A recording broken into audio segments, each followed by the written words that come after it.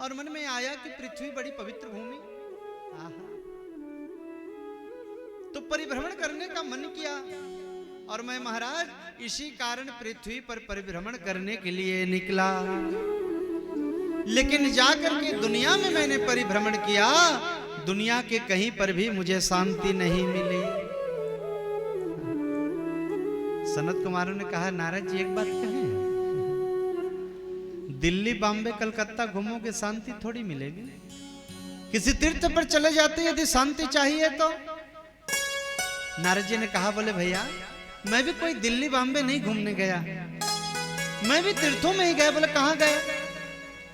तो गिन करके बताया, पुष्करम च प्रयागम च काशीम गोदावरी तथा। पुष्कर, काशी, गोदावरी, हरिक्षेत्र, कुरुक्षेत्र, सेतु बंदर, रामेश्वरम, सब जगह में मैंने परिभ्रमण किया, लेकिन बाबा मुझे कहीं शांति नहीं मिली। बोले शांति नहीं मिली, इसका कारण? बोले कारण पूछ रहे हैं तो सुनिए। तरुणी प्रभुता गे श्याल को बुद्धिदायक। आज के जमाने की यदि बात करें भैया, कोई नाराज नहीं होंगे कथा को सुन करके, जो लिखी है वही बता रहे हैं। तरुणी प्रभुता गे है, जैसे ही नई बहू आई घर में साम्राज्य चालू, साम्राज्य चालू मां। अब तक तो ठीक था, लेकिन जैसे ही माता पिता ने बहू को तिजोरी की चाबी सौंपी, महाराज यहीं से गड़बड़ भया। हाँ, यहीं से गड़बड़ भया है। जिस दिन महाराज माता पिता ने तिजोरी की चाबी सौंपी, अब तो पूरा साम्राज्य उस नई बहू का। देखिए, किसी का अपमान नहीं है, चलना भी चाहिए, पढ़ी लिखी है, मानना भी चाहिए, मैं मना नहीं कर रहा। लेकिन घर में यदि कोई बड़ा कार्य कर रहे हैं, कोई भी कार्य आरंभ करने से पहले माता पिता की आज्ञा जरूरी है। बिना माता पिता के आशीर्वाद के बगैर आज तक कोई काम सफल हुआ है? ध्यान रखिएगा, माता पिता का आशीर्वाद है तब तक तो आप कुछ भी करिए सब फलेगा। लेकिन जिस दिन उनकी कृपा या दृष्टि अपने बच्चों से हट गया, उस दिन महाराज कुछ काम आने वाला नहीं है। इसलिए मेरा तो निवेदन है व्यास मन से कि जब तक आपके माता पिता आपके साथ में हैं, आपके जीवन में हैं, भगवान की पूजा बाद में करना, लेकिन माता पिता की पूजा पहले करना। माता पिता की पूजा पहले। और ये यदि अपराध कर दिया प्यारे, तो कोई परमात्मा तुझे माफ करने वाला नहीं मिलेगा, कोई माफ नहीं करेगा। लेकिन आजकल जैसे ही बहू आई, साम्राज्य चालू, माता पिता को कौन पूछे, अपना मनमाना कर। और आजकल विवाह थोड़े हो रहे हैं, सौदे हो रहे हैं, सौदे। अच्छा, एक चीज में आप समझ जाएंगे कि कैसे सौदे हो रहे हैं। समधी जो बनाते हैं आप लोग, मामा जी, समधी का अर्थ जानते हैं? सम माने होता है बराबर, धी माने होती है बुद्धि। जहां पर दो व्यक्ति की विचार यदि समानता में आ जाए, बुद्धि विचार मिल जाए, तो उसे महाराज समधी कहा करते थे। लेकिन आज के जमाने में समधी नहीं, सौदेबाजी होने लगी है, कितना दोगे और कितना लोगे। उसी दिन से महाराज ये बिगड़ना चालू हुआ। आजकल बच्चे का हम लोग विवाह नहीं कर रहे हैं, बल्कि क्रय विक्रय कर रहे हैं, कितना दोगे और कितना लोगे। यही कारण हुआ महाराज घर के बिगड़ने का और कलह का। नारद जी कहते हैं, सुनिए, मैं आपको प्रमाण बता रहा हूं। नारद जी कह रहे हैं, सबसे पहले तो मैं तीर्थों में गया तो संतों की कुटिया में गया। बोले वहां शांति नहीं मिली? बोले नहीं मिली। क्यों? तपसी धनवंत दरिद्र गृही कलि कौतुकता ही न देख कही। जितने तपस्वी हैं धनवान हो गए, और जितने गृहस्थी हैं गरीब हो गए महाराज। हाँ, तपस्वी कहते किसे हैं? जो दुनिया से विरक्त हो, दुनिया से कोई लेन देन ना हो। लेकिन आजकल महाराज संतों से नहीं कहा जाता। जिस संत विद्वान के पास में करोड़ों का बैंक बैलेंस है, वो राष्ट्रीय संत घोषित हो जाता है। हाँ, ये बड़े संत हैं। जमाना का स्वरूप उलट गया महाराज।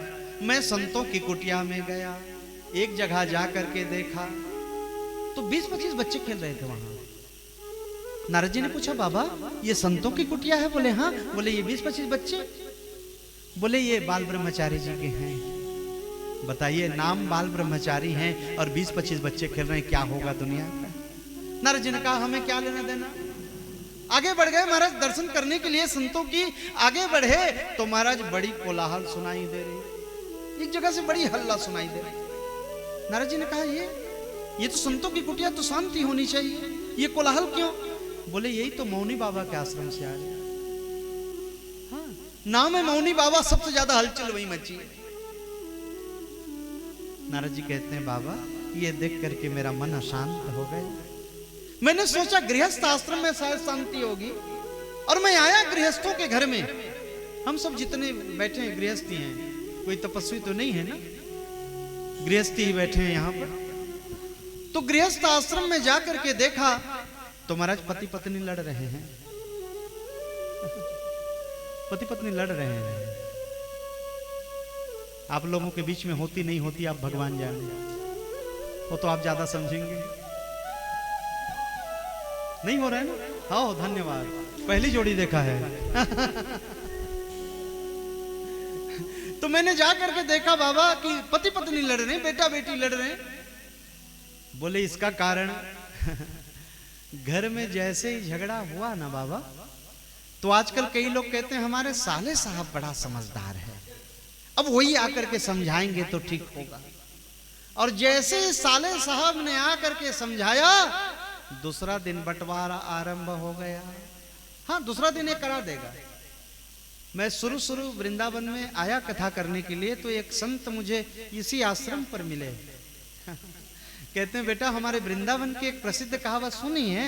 हमने कहा, बाबा हम तो पहली बार आए, कहाँ सुनेंगे, सुना दीजिए।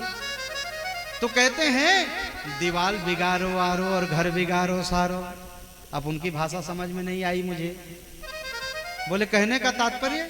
बोले बेटा मकान बनवा रहे हैं, दीवाल में ज्यादा अलमारी छोड़ दोगे वो दीवाल कमजोर पड़ जाएगी। उसी तरह से घर परिवार में ज्यादा साले साहब की सलाह लोगे, घर फूटे बगैर नहीं मानेगा।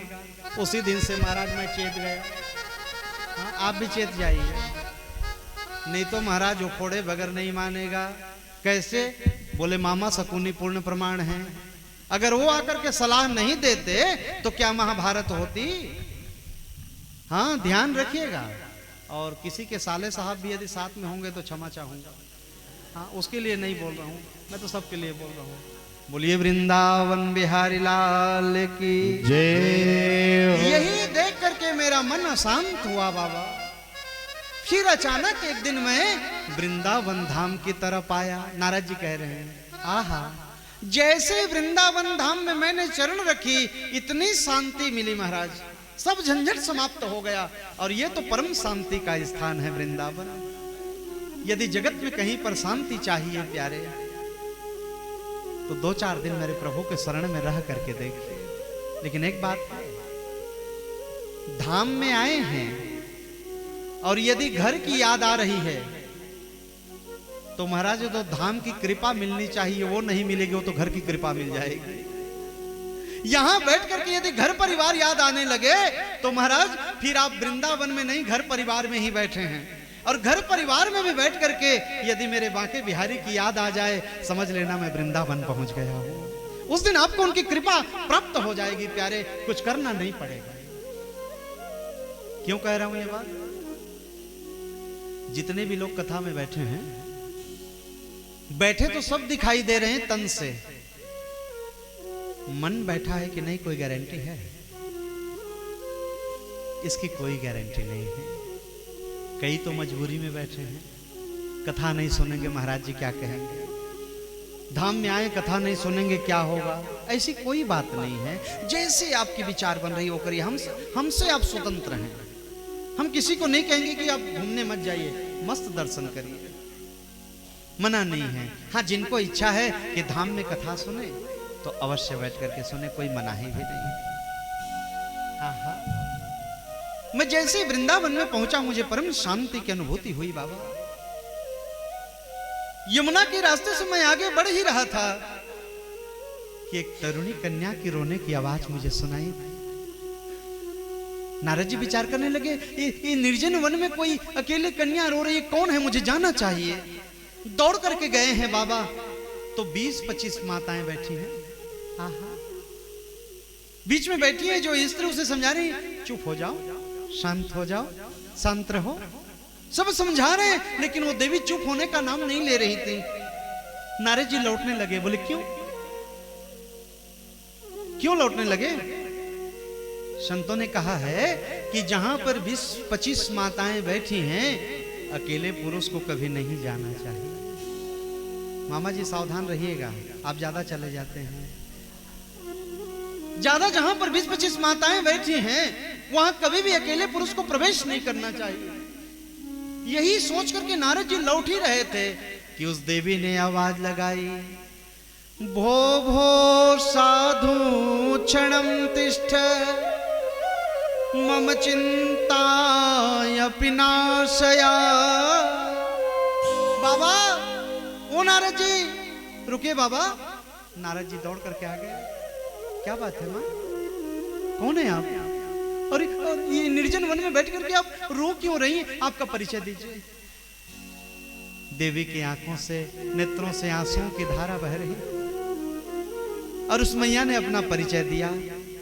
अहम भक्ति रीति ख्याता इमौ में तनयौ मतौ ज्ञान वैराग्य नामानो काल योगे न जर्जरो। हे नारद, मैं कोई और नहीं, मेरा नाम ही भक्ति है। जैसे ही नारद जी ने सुना तो दंडवत प्रणाम किया है। माँ, कोटि कोटि प्रणाम आपके चरणों। आप तो वो भक्ति हैं जिसके जीवन में आप एक बार हृदय में विराजमान हो जाएं तो मेरे परमात्मा को दौड़ करके आना पड़ता है। वो भक्ति है। और आपके जीवन में कष्ट क्या है? बोले, ये दोनों पुत्र जो पड़े हैं, एक का नाम है ज्ञान और दूसरे का नाम है वैराग्य, ये दोनों मेरे बेटे। काल योगे न जर्जरो। काल का प्रभाव ऐसा रहा नारद कि इनको कभी चेतना नहीं आती, पड़े रहते हैं महाराज, कभी चेतना नहीं आई, इनको कभी होश में नहीं आते। और मां के लिए इससे बड़ा कष्ट और क्या हो सकता है कि महाराज मां जवान हो और पुत्र वृद्ध अवस्था को प्राप्त हो जाएं और पुत्र के जीवन में कोई कष्ट आ जाए, इसलिए मेरा मन बढ़ा देती है। नारद जी कहते हैं, मां मैं सब समझ गया, अब आपको चिंता करने की आवश्यकता नहीं है। वृंदावन तो महाराज एक ऐसी स्थान है जहां पर कोई एक बार आ जाए तो बूढ़ा सा बूढ़ा व्यक्ति भी नाचना सीख जाता है यहाँ। हाँ हाँ हाँ, प्रमाण है बाबा। यहां आकर के जो नहीं नाचने वाला है वो भी एक ठुमका जरूर मारेगा। यहां कथा में जो नहीं मारेगा उसको इस्कॉन मंदिर भेज दीजिए। निवेदन है सभी से, इस्कॉन मंदिर भेजिए उसे, वहां जाकर के देखिए कि भक्ति का रंग क्या है। अभी इस्कॉन वाले यहां आए भी हैं हमारे आश्रम पर। आहा, वहां जाकर के देखिएगा, बिना नाचे बगैर आपका मन नहीं मानेगा। वृंदावन स्थान ही ऐसी है जो वृद्ध को महाराज जवान बना देती है। यहाँ वृद्ध को भी, अब उस स्थान में आपको ये कष्ट मत, आप चिंता मत करिए, मैं जरूर प्रयास करूंगा। 3 दिन तक नारद जी बैठे और बार बार मुहुर्मुहु लिखा, बार बार वेद वेदांत का पाठ करते करते थक गए, लेकिन ज्ञान वैराग्य को कोई चेतना नहीं आई। आकाशवाणी हुई, बोले नारद सत्कर्म करो, सत्कर्म करो। नारद जी कहते हैं, ये क्या कर रहा हूं, सत्कर्म ही तो है, वेद वेदांत का पाठ चल रहा है, लेकिन क्या सत्कर्म करूं ये बात नहीं बताई आकाशवाणी ने। नारद जी कहते हैं, भैया इसी प्रश्न को पूछने के लिए आपको मैं खोज रहा था और आज अब यहां विशालापुरी क्षेत्र में मिले हैं। बताइए भैया कि वो कौन सा सत्कर्म है जिसके करने से ज्ञान वैराग्य को चेतना आ जाए, जिसको करने मात्र से महाराज भक्ति देवी का कष्ट का निवृत्ति हो जाए। सनत कुमार कहते, मुस्कुराने लगे, कहते नारद इतने बड़े संत होकर के बेटा इतनी छोटी बात को समझ में नहीं पाए कि क्या संकेत कर रही तुम्हें आकाशवाणी? भैया यही तो समझ में नहीं आई, यही तो पूछने आया हूं आपसे, जरा आप निर्णय करके बताइए। तो महाराज संत कुमारों ने कहा, सत्कर्म सूचको नूनम ज्ञान यज्ञ स्मृतो बुधई श्रीमद् भागवतालापा शतु गीत शुकादि भी। हे नारद, जो तुम्हें संकेत मिला है आकाशवाणी से वो कोई और नहीं है, जो सत्कर्म तुम्हें कहने को करने को कहा गया है वो कोई और नहीं है, एक ही सत्कर्म करिए। क्या? बोलिए श्रीमद् भागवत की कथा सुना दीजिए। बोलिए भागवत महापुराण की जय। देखिए संकेत, देखिए भागवत का। जो काम वेद वेदांत नहीं कर पा रहा है वो भागवत करेगा। भागवत को सुनने मात्र से ज्ञान की जागृति होती है, और ज्ञान जब प्राप्त होता है तो महाराज वैराग्य की जागृति होती है। यहां से यदि ज्ञान प्राप्त हो गया आपको तो दुनिया में और कहीं भटकना नहीं पड़ेगा, वो स्थान में है आप, और वो कथा श्रवण कर रहे हैं। नारद जी ने प्रश्न किया, बोले भैया वेद वेदांत का पाठ करते करते थक गया, कोई असर नहीं हुआ तो केवल भागवत से असर? बोले नारद तुम ऐसे नहीं समझोगे। बोले कैसे समझूंगा? घी जानते हैं? घी तो सभी खाते हैं, जानते हैं, देखते हैं, सभी के घर में होता है। और घी बनती किससे है? बोले दूध से। दूध से बनती है। तो दूध क्या है? बोले घी का बाप है। हुआ ना बाबा, घी का बाप है दूध, क्योंकि बना वहां से है। लेकिन जो कार्य घी कर सकेगी महाराज, वो दूध चाह करके भी नहीं कर सकता। कैसे? मान लो पूड़ी छन्नी है, पूड़ी बनानी है आपको, तो घी से आप पूड़ी को छान सकते हैं। लेकिन पूड़ी छनते छनते यदि घी समाप्त हो जाए और कोई पढ़ा लिखा व्यक्ति ये कह दे कि महाराज घी भी तो दूध से बनती है, तो दूध से छान लो तो पूड़ी छनेगी। बना तो वहीं से है, फिर क्यों नहीं छनी? जो कार्य घी कर सकती है प्यारे, वो चाह करके दूध भी नहीं कर सकता। ऐसे जब दृष्टांतों से समझाने लगे तो नारद जी तुरंत समझ गए। बोले जाओ भागवत की कथा श्रवण कराओ। नारद जी कहते हैं क्षमा करो, मैं भी फक्कड़ आप भी फक्कड़। हाँ मैं भी फक्कड़ आप भी फक्कड़। मेरे पास तो 1 रुपया नहीं, मेरे पास पत्नी है कोई गांठ बांध करके जो साथ में बैठूं कथा सुनो, मैं अकेला। सनत कुमारों ने कहा आप अकेले सुनेंगे। बोले कौन सुनाएगा? व्यास मंच के लिए पैसा नहीं, स्थान के लिए पैसा नहीं, कैसे करें? बोले तुम चिंता मत करो, गंगा नदी के तट पर एक आनंद बटे है, उसी वृक्ष की छाया पर हम चारों भैया बैठेंगे, अब श्रोता के रूप में तुम बैठोगे नारद। हाँ सुगताल जहां स्थान है हरिद्वार के क्षेत्र पर, उसी स्थान पर पहुंचे हैं और उसी स्थान पर जाकर के रेतुका की वेदी बनाई है महाराज, और उसी आसन पर चारों भैया विराजमान हैं, सामने नारद जी बैठे हैं। संतों महात्माओं को पता चला कि भागवत की कथा हो रही है, बिना निमंत्रण के दौड़ पड़े। कुंभ जैसा वातावरण बन गया है और नारद जी को महाराज सनत कुमार कथा श्रवण करा रहे हैं। कहते हैं नारद सदा सेव्या श्रीमद् भागवती कथा। इसे जीवन में बार बार सुनना है, एक बार सुन करके बंद मत कर देना कि महाराज कथा तो सुन ली है।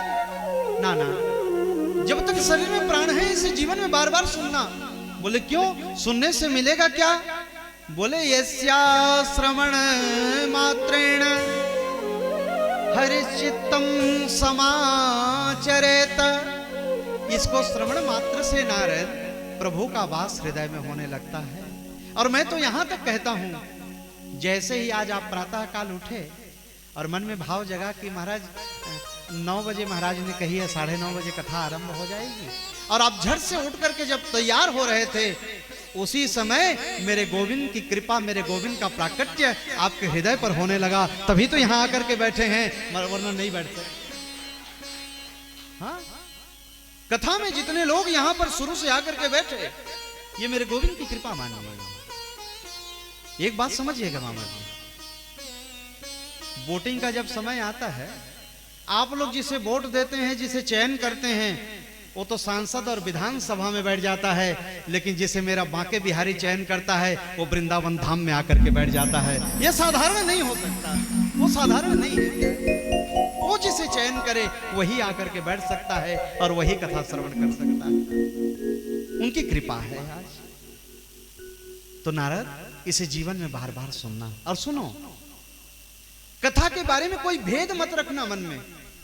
कोई भेद यदि उत्पन्न हो तो तुरंत प्रश्न करना। नारद जी कहते हैं एक प्रश्न है। आप कहें तो प्रश्न करूं बाबा? बोले पूछो, क्या करना चाहते हैं? बोले एक बात मेरे मन में घूम रही है। बोले कौन सी? बोले भगवान का कोई भक्त हो, वृंदावन आ जाए, कथा श्रवण कर ले, पुण्य की प्राप्ति हो जाए, कोई बड़ी बात नहीं है, यहां तो मिलेगा ही। लेकिन क्या कोई पापी व्यक्ति इसको सुनकर के मुक्ति को पा सकता है क्या? देखिए प्रश्न गजब का कर रहे हैं।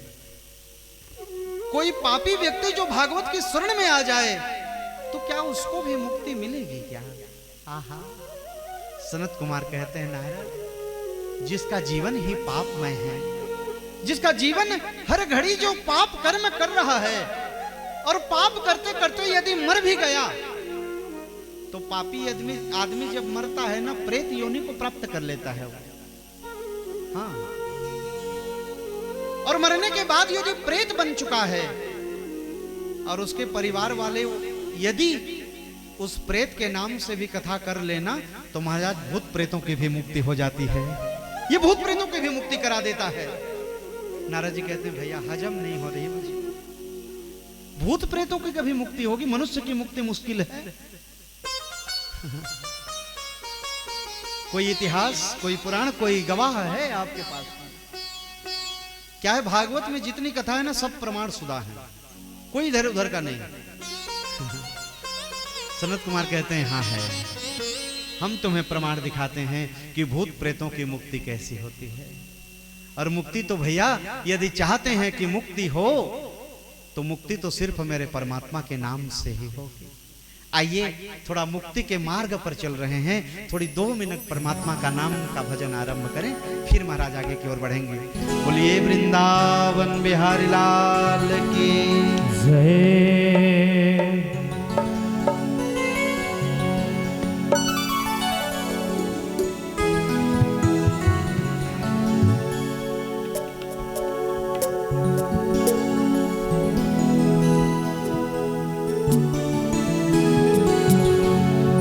बोली बंसी वाले की जय हो। सावरे से मिलने का सत्संग एक बहाना है,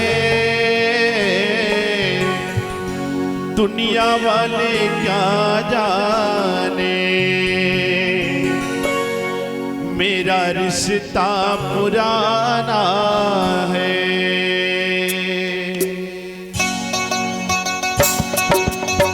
प्रेम से सभी ताली की सेवा करते हुए जय हो।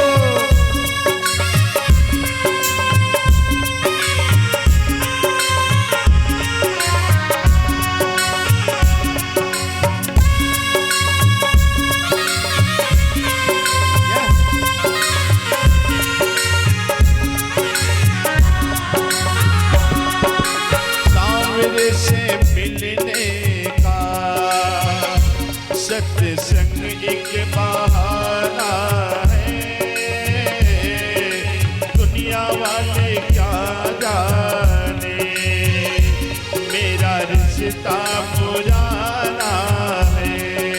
ओ सावरे से मिलने का सत्संग एक बहाना है, दुनिया वाले क्या जाने मेरा रिश्ता पुराना है। ओ सावरे से मिलने का सत्संग एक बहाना है, दुनिया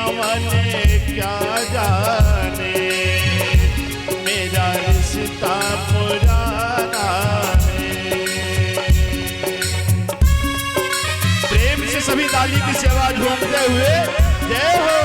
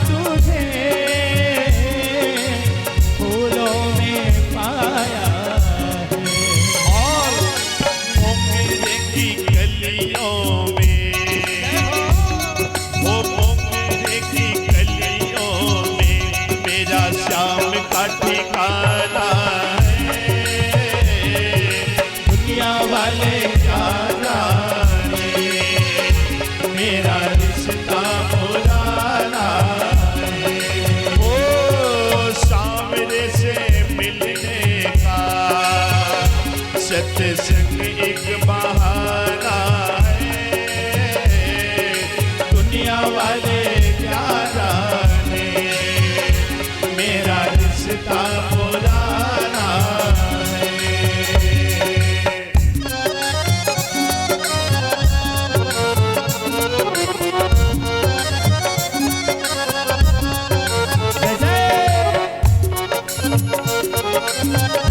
प्रेम से दोनों हाथ ऊपर उठाकर ताली सेवा करते हुए जय हो।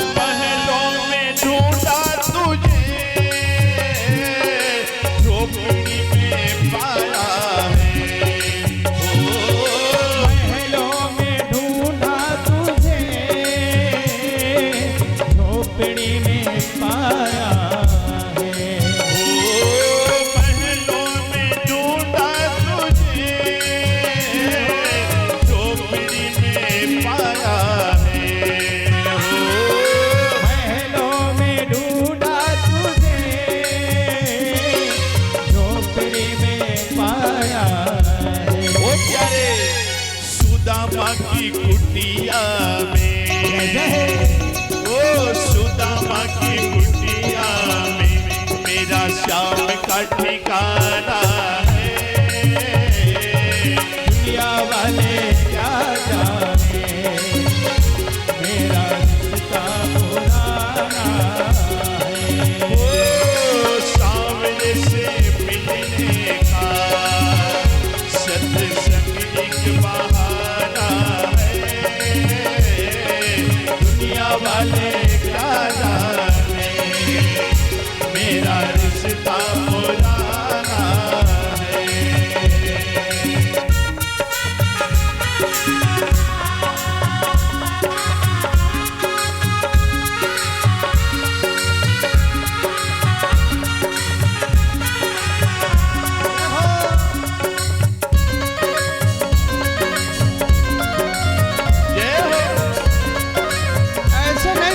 ऊपर उठा के बड़े भाव से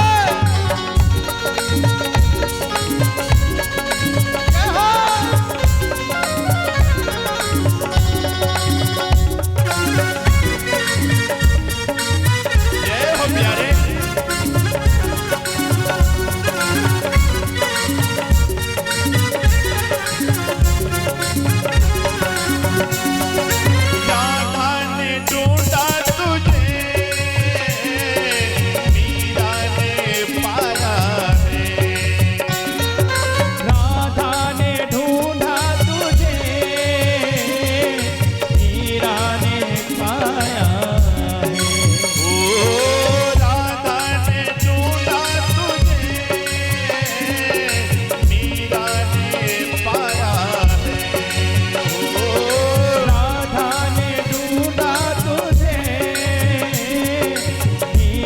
ने पाया है।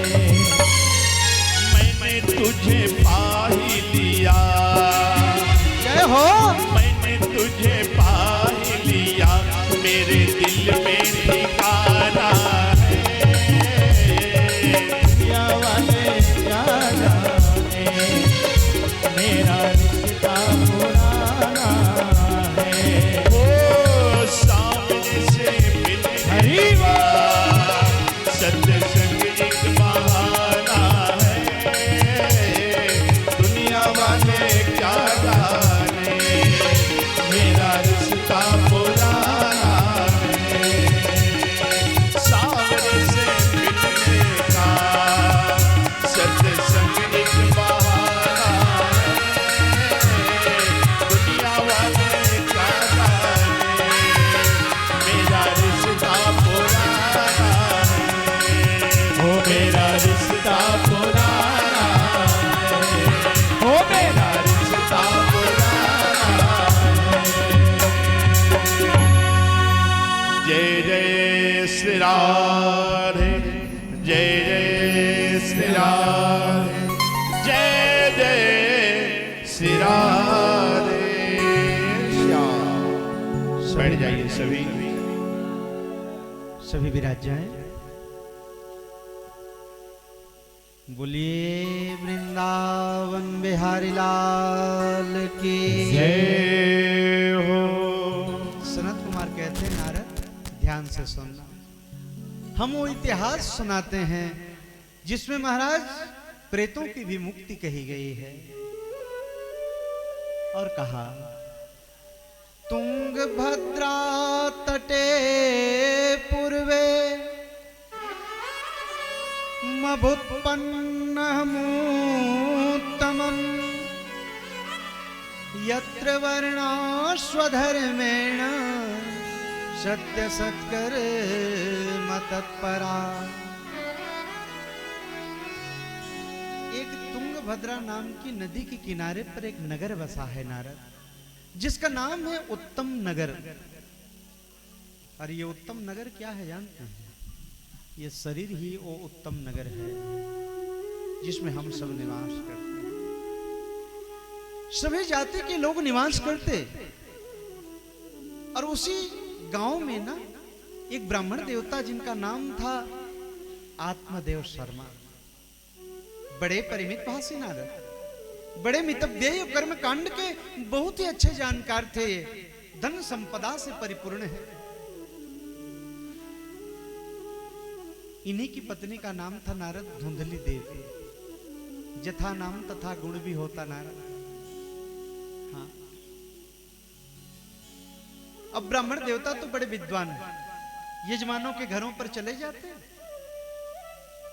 और जैसे ही ब्राह्मण देवता यजमानों के घर में जाते, पत्नी का साम्राज्य। बड़ी विचित्र स्वभाव रहा। नारद बोले कैसा स्वभाव है? बोले ऐसा स्वभाव तो किसी किसी स्त्री में, मैं तो कहूं कि भगवान की जिस पर विशेष कृपा हो उसी पर होगा। कैसी स्वभाव? बोले बड़ी झगड़ालू किस्म की थी। बातें तो ऐसी कि जब तक पड़ोस में लाठी चार्ज ना हो जाए मुंह से बातें बंद नहीं होती इनकी। चारी चुगली करना तो इनका नित्य धर्म है। हाँ, रोज घर में बैठ करके चारी चुगली, पड़ोस में जाकर के लड़ाई झगड़ा, ये इनका परम कर्तव्य है, परम धर्म है। लेकिन एक खासियत थी, पति देवता जब संध्या को आते यजमान के घर से आरती की थाली सजा लेती, नई साड़ी पहन करके आहा दरवाजे पर खड़ी होकर के जय पति देवा स्वामी जय पति देवा। आत्मदेव को लगता कि सती सावित्री के बाद तो इन्हीं का नंबर है। अब उनको क्या पता कि दिन भर में क्या चलता है, पुरुषों को पता थोड़ी रहता है। हाँ हाँ, इसलिए बड़ा सम्मान भी था मन में। धीरे धीरे पड़ोसियों का आना जाना चालू हुआ घर में। एक बात ध्यान से समझिएगा, ये पड़ोसी भी ना बड़े सौभाग्य से प्राप्त होते। कभी कभी ऐसे पड़ोसी से पाला पड़ता है जब तक आपको खींच करके गड्ढे पर गिरा नहीं देंगे, सांस लेने वाले नहीं। और एक बात और ध्यान दीजिएगा, आपके बारे में जितने आपको पता नहीं है महाराज पड़ोसी को पता है। आप अपना कमी को यदि दर्शन करना चाहें तो किसी पड़ोसी के पास में बैठ जाइएगा, वो आपके जीवन में क्या क्या कमी है उसके पास में पूरा चार्ट मिलेगा। हाँ, जितना पता हमारे बारे में हमें पता नहीं उतना पड़ोसी को है। पड़ोसियों का आना जाना चालू है। पड़ोसियों ने एक दिन कहा, आत्मदेव एक बात पूछनी है आपसे। बोले कहिए। बोले आपके आंगन में एक तुलसी का बिरवा लगा है, जब भी देखे महाराज सूखी पड़ी रहती, क्या बात है? आत्मदेव ने कहा, जल तो रोज डालता हूं लेकिन पता नहीं क्यों सूख गई। मेरा तो परम धर्म है, सुबह शाम जल डालता हूं, पूजा करता हूं, आरती दिखाता हूं, लेकिन पता नहीं क्यों सूख गई। पड़ोसी ने कहा, एक बात और नोट किया है, आपके घर में एक गौ माता है, 6 वर्ष हो गया, बच्चा बच्चिया कुछ हुआ नहीं, बांझ हो गई गौ माता। आत्मदेव ने कहा, लेकिन गौ ग्रास तो रोज निकालता हूं, सेवा तो रोज करता हूं गौ माता की। हर हिंदुस्तानी का धर्म है गौ माता की पूजा करें।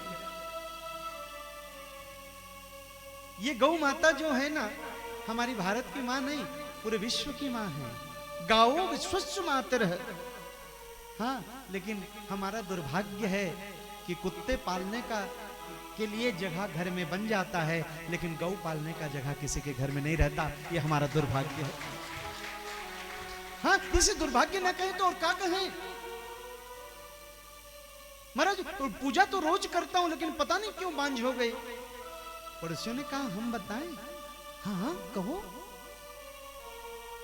आत्मदेव, तुम्हारे घर में कोई संतान नहीं है, जिसका दोष लगा है, जिसके कारण गौ माता बांझ हो गई और तुलसी का बिरवा सूख गया। अब रात्रि भर महाराज उस बात को सोचते रहे कि मेरा पुत्र नहीं है, जिनके कारण मेरी तुलसी की बिरवा सूख गई और गौ माता बांझ हो गई। ऐसे जीवन को रख के करूं क्या? इससे अच्छा तो मर जाना ठीक है। इसी विचार में डूबे रहे रात्रि भर। कुछ बात समझ में नहीं आई महाराज, आत्महत्या करने के लिए निकल पड़े घर से। मर जाएंगे आत्महत्या करके। जंगल की ओर जाने लगे। प्रातःकाल एक जलाशय के किनारे पर बैठे तो एक साधु वहां पर बैठा, माला जाप कर रहे थे। संत की दृष्टि उस पर गई है, आत्मदेव के ऊपर। जैसे दृष्टि पड़ी तो महाराज उस संत ने पूछा, कथम तुरोदिशी विप्रम काते चिंता बलियसी। ब्राह्मण देवता देखने पर बड़े विद्वान मालूम हो रहे हैं, क्यों रो रहे हैं? बड़े व्याकुल लग रहे हैं, क्या बात है बाबा? कोई चिंता है मन में, कोई व्याकुलता है? जैसे ये बात वो संत कहने लगा, जाकर के चरणों पर गिर पड़ा, रोने लगा। बाबा, घर में धन वैभव की कोई कमी नहीं, लेकिन उस धन संपदा को भोगने वाला कोई संतान नहीं है मेरे, और यही दुख मेरे मन को खाई जा रही है। क्या करूं, कहां जाऊं, ये मुझे समझ में नहीं आ रहा है। हो सके तो मार्गदर्शन करें। संत ने कहा, बेटा ये बता, तू पुत्र के वियोग में यहां मरने के लिए आया है। मैं तुमसे एक प्रश्न करता हूं आत्मदेव, संसार में जिनके बेटे हैं क्या वो सुखी हैं? कोई गारंटी है? जितने भी यहां बड़े बुजुर्ग बैठे हैं, सबके बेटे हैं सुखी हैं?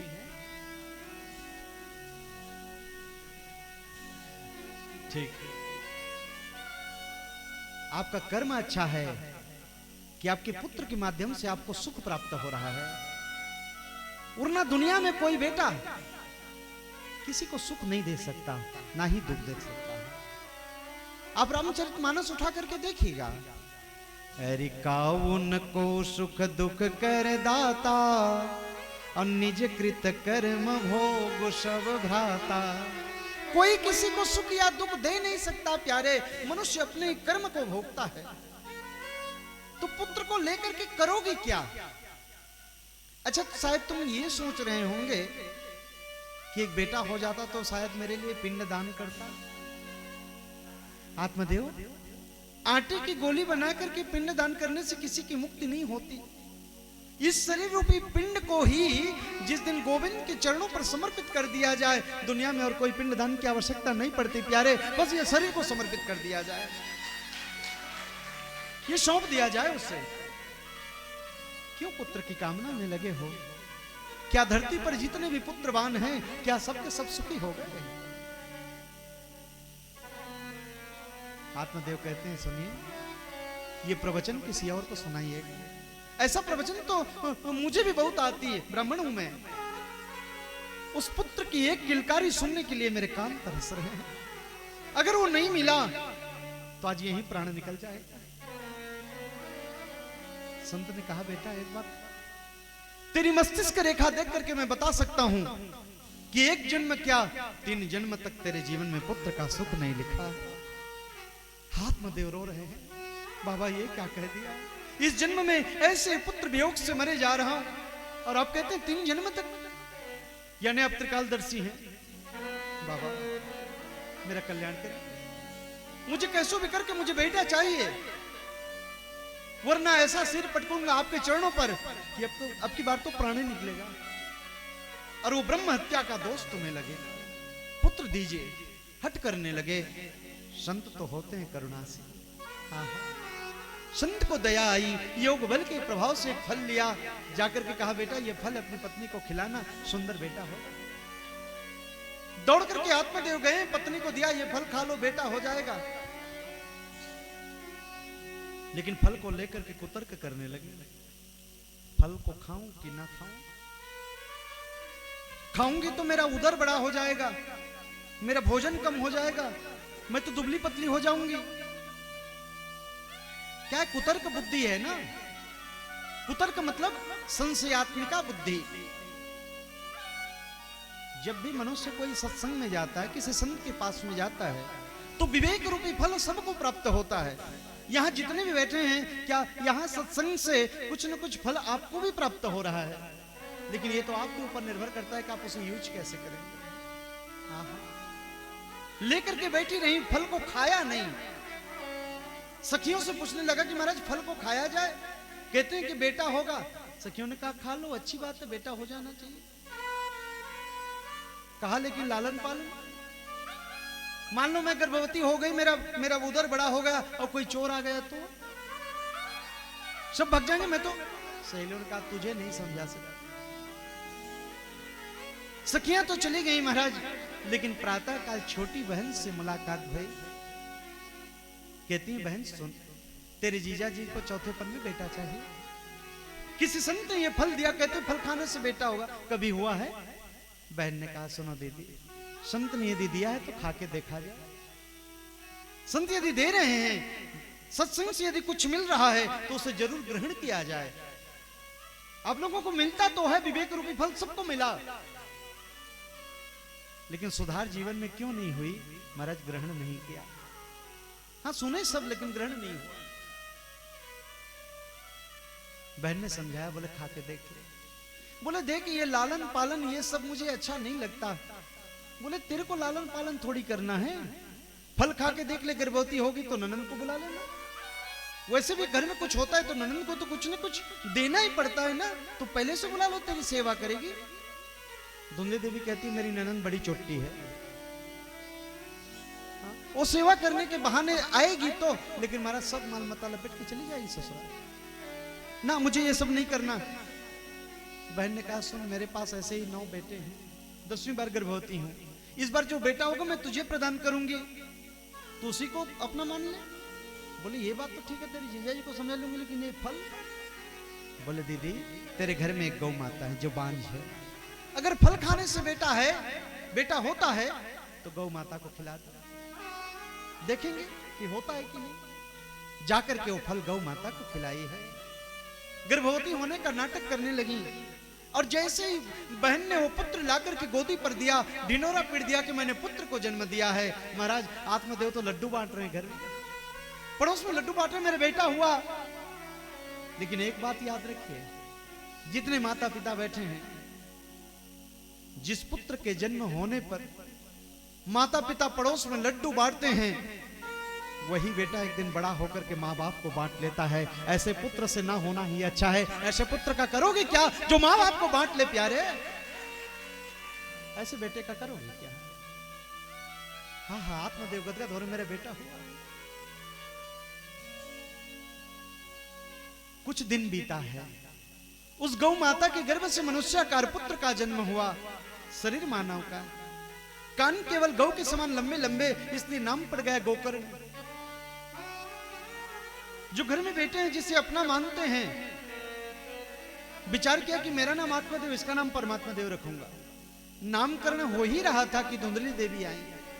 कहती हैं सुनो जी, बच्चे का लालन पालन मैं करूं, बच्चे को जन्म मैं दूं, और नाम रखोगे अपने नाम से, ऐसा तो मैं चलने नहीं दूंगी।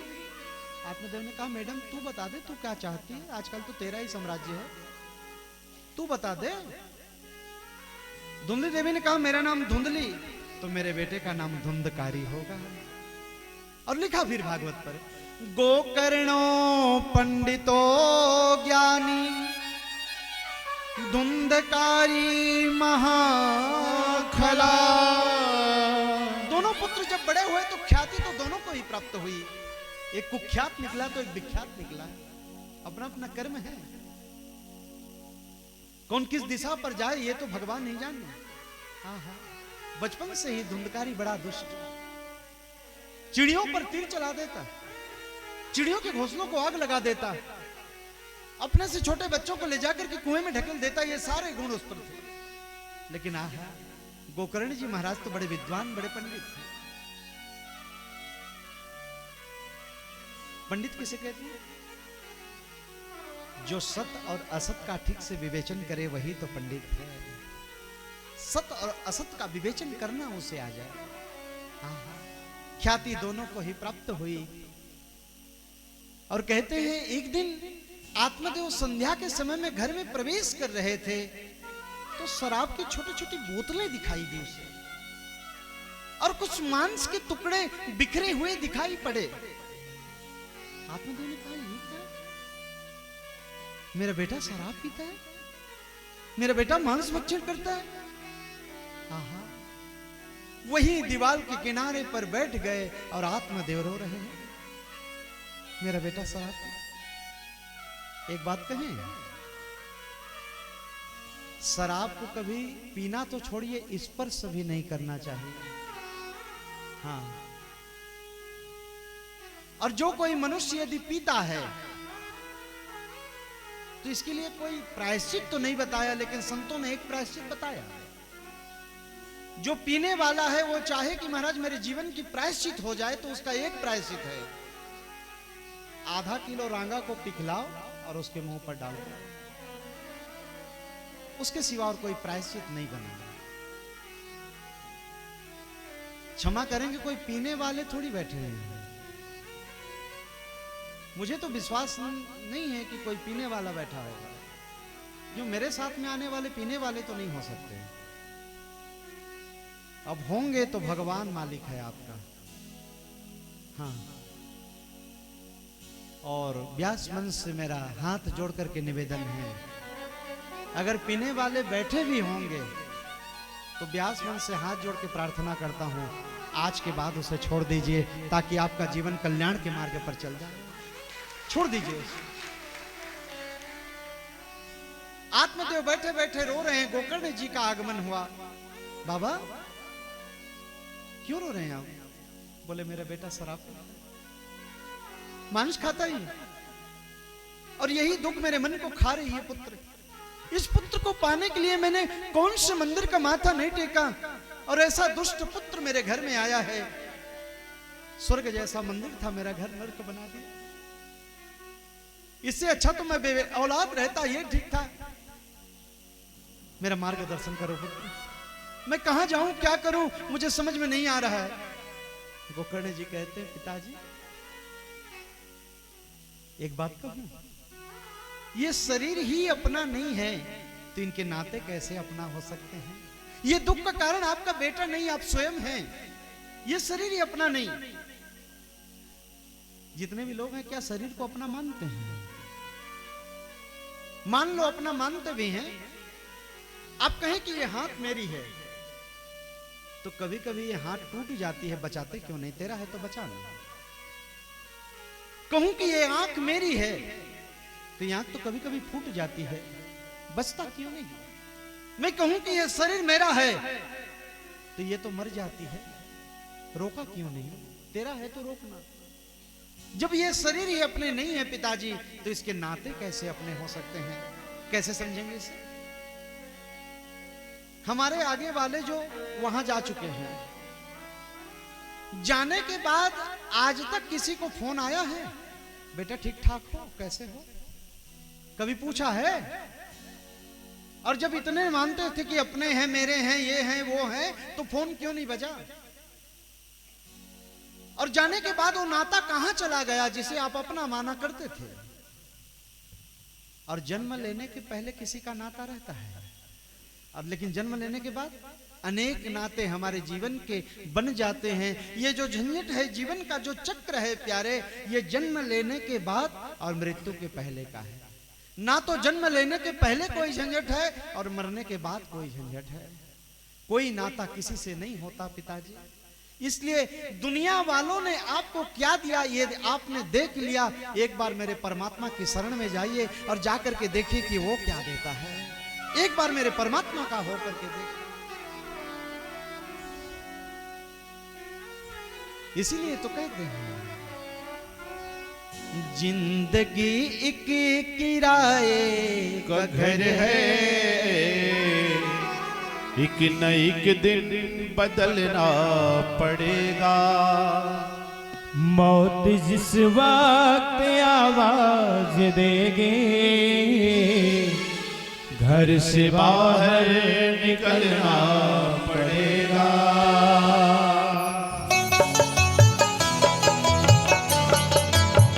जय हो।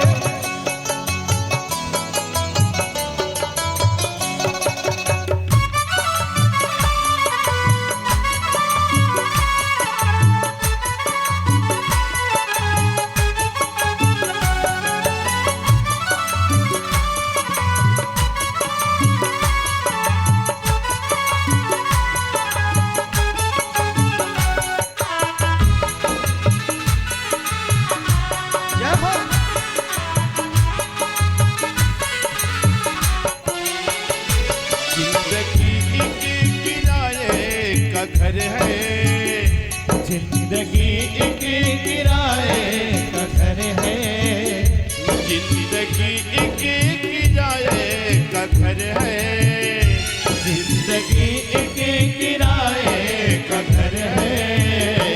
एक न एक दिन बदलना पड़ेगा, पड़ेगा। एक न एक दिन बदलना पड़ेगा। मौत जिस वक्त आवाज देगी, मौत जिस वक्त आवाज देगी, घर से बाहर निकलना पड़ेगा, पड़ेगा। घर से बाहर निकलना पड़ेगा।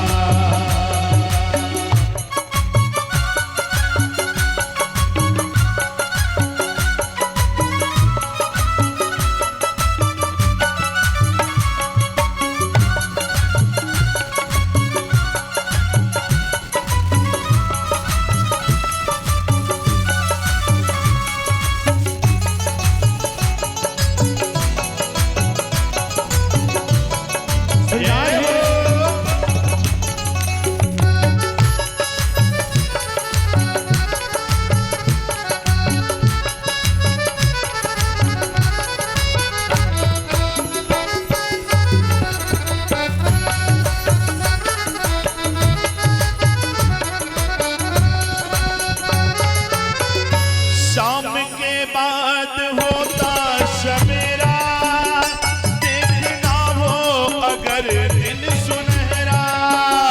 शाम के बाद होता सवेरा, देखना हो अगर दिन सुनहरा। वो शाम के बाद होता सवेरा, देखना हो अगर दिन सुनहरा।